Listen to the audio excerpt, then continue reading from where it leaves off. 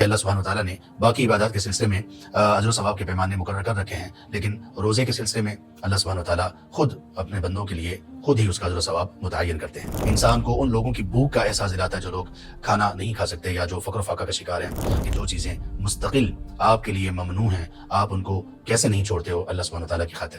ایک مرتبہ آپ اپنے گھر میں تشریف لائے اور آپ نے پوچھا کچھ کھانے کو ہے، تو آپ علیہ السلام سے کہا گیا نہیں، تو آپ نے فرمایا کہ تب ہم روزے سے ہیں۔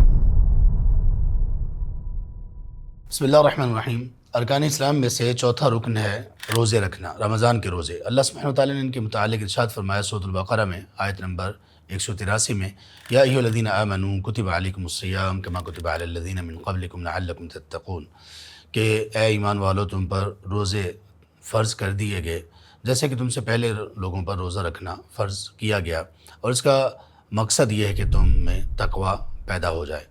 اللہ سبحانہ وتعالیٰ نے اس امت سے پہلی امتوں پر بھی روزہ فرض کیا۔ اللہ کے رسول صلی اللہ علیہ وآلہ وصحبہ وسلم نے ہمیں آگاہ کیا کہ اسلام کے ارکان اور بنیادی چیزوں میں سے ایک بنیادی چیز اور رکن وہ روزہ ہے۔ روزہ 3 طرح کا ہوتا ہے۔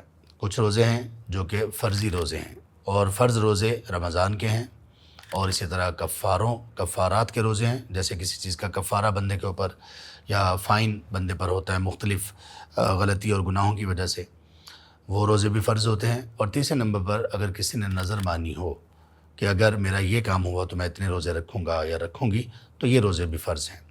اس کے علاوہ دیگر روزے مستحب روزے ہیں۔ مستحب روزے وہ روزے ہیں کہ جن روزوں کے متعلق اللہ کے رسول صلی اللہ علیہ وآلہ وصحبہ وسلم نے ترغیب دلائی یا ان کے متعلق اجر و ثواب کا ذکر کیا، جیسے ایام البیض کے یعنی چاند کی 13، 14، 15 کے روزے، پیر اور جمعرات کا روزہ، یوم عرفہ کا روزہ اور یوم عاشوراء کا روزہ، اور اسی طرح دیگر مواقع پر جو روزے آپ علیہ السلام نے بتائے۔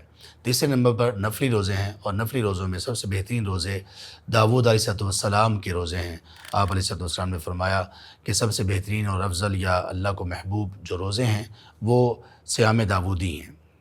اور وہ کیسے تھے کہ وہ ایک دن روزہ رکھتے تھے اور ایک دن افطار کرتے تھے، یعنی ایک دن چھوڑ کے ایک دن روزہ رکھنے کی ان کی روٹین تھی۔ ارکان اسلام میں یہ جو ایک فرق ہے، اور یہ اس کو جو مختلف انداز میں ارکان کو بیان کیا گیا اور مختلف انداز میں رکن مقرر کیے گئے، اس میں جو سب سے پہلا رکن ہے شہادتین، اس کا تعلق انسان کے دل کے ساتھ بھی ہے اور اس کی زبان اقرار اور اعتراف کے ساتھ بھی ہے۔ نماز کا تعلق صرف اللہ کے ساتھ ہے۔ زکوٰۃ کا تعلق اللہ کی خاطر بندوں کے ساتھ ہے۔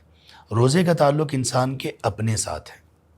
انسان کا اپنا معاملہ اس کا اور اس کے اللہ کا معاملہ ہے۔ روزہ انسان کے جسم کی بھی تربیت ہے، انسان کی روح کی بھی تربیت ہے، اور انسان کو اللہ کے بہت قریب کر دینے والا ہے۔ روزہ وہ عبادت ہے جس میں ریاکاری کا خدشہ نہ ہونے کے برابر ہوتا ہے، اس لیے کہ کوئی بھی شخص کسی بھی وقت اپنے روزے کو ختم کر سکتا ہے، تو اگر وہ کرنا چاہے تو، کیونکہ کوئی دیکھنے والا نہیں ہوتا۔ تو اس لیے یہ ایک عبادت ایسی ہے کہ اللہ سبحانہ وتعالیٰ نے باقی عبادات کے سلسلے میں اجر و ثواب کے پیمانے مقرر کر رکھے ہیں، لیکن روزے کے سلسلے میں اللہ سبحانہ وتعالیٰ خود اپنے بندوں کے لیے خود ہی اس کا اجر و ثواب متعین کرتے ہیں۔ اور روزہ چونکہ صبر کی بھی ایک صورت ہے، تو صبر کے بارے میں اللہ تبارک و تعالیٰ کا فرمان ہے انما یوفی الصابرون اجرهم بغیر حساب، اللہ تبارک و تعالیٰ صبر کرنے والوں کو ان کا اجر بغیر حساب کے دیں گے۔ روزہ کن پر فرض ہوتا ہے؟ روزے کی شرائط میں سب سے پہلے اسلام ہے، پھر بندے کا بالغ ہونا ہے، اس کا عاقل ہونا ہے۔ عاقل کا مطلب کہ وہ نارمل فہم والا ہو، ایب نارمل یا پاگل نہ ہو، اور اسی طرح سے خواتین کا حیض اور نفاس وغیرہ سے پاک ہونا، یہ روزے کی فرضیت کی بنیادی شروط ہیں۔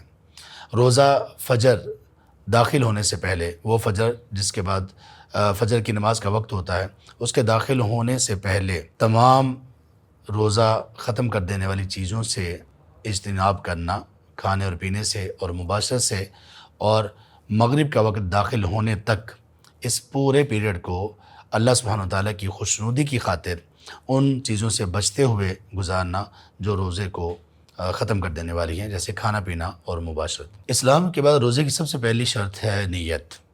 انسان خاص طور پہ جب فرضی روزہ رکھے گا تو اس کی نیت اسے روزہ شروع کرنے سے پہلے لازم کرنا ہوگی، اور اگر نفلی روزہ ہے تو نفلی روزے کی نیت انسان فجر کے بعد بھی کر سکتا ہے اگر اس نے کوئی کچھ بھی کھایا پیا نہیں ہے۔ اللہ کے رسول صلی اللہ علیہ وآلہ وسلم سے دو واقعات مروی ہیں۔ ایک مرتبہ آپ اپنے گھر میں تشریف لائے اور آپ نے پوچھا کچھ کھانے کو ہے، تو آپ علیہ السلام سے کہا گیا نہیں، تو آپ نے فرمایا کہ تب ہم روزے سے ہیں۔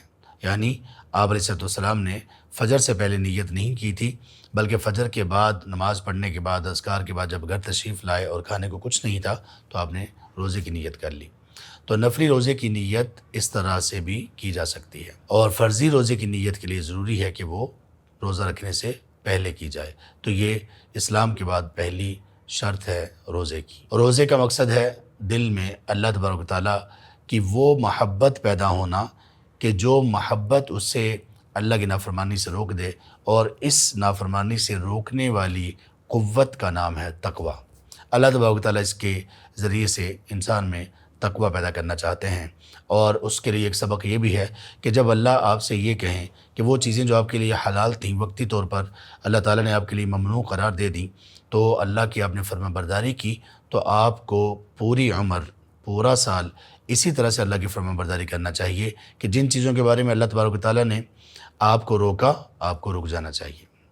یہ وہ چیزیں جو آپ کے لیے پہلے حلال تھیں، کھانا پینا وغیرہ، اللہ تعالیٰ نے روکا تو وقتی طور پر آپ ان چیزوں سے رک گئے جو آپ کے لیے جائز تھیں، اور روزہ افطار کرنے کے بعد دوبارہ سے جائز ہو جائیں گی، تو یہ روزہ آپ کی یہ تربیت کرتا ہے کہ جو چیزیں مستقل آپ کے لیے ممنوع ہیں آپ ان کو کیسے نہیں چھوڑتے ہو اللہ سبحانہ و تعالیٰ کی خاطر۔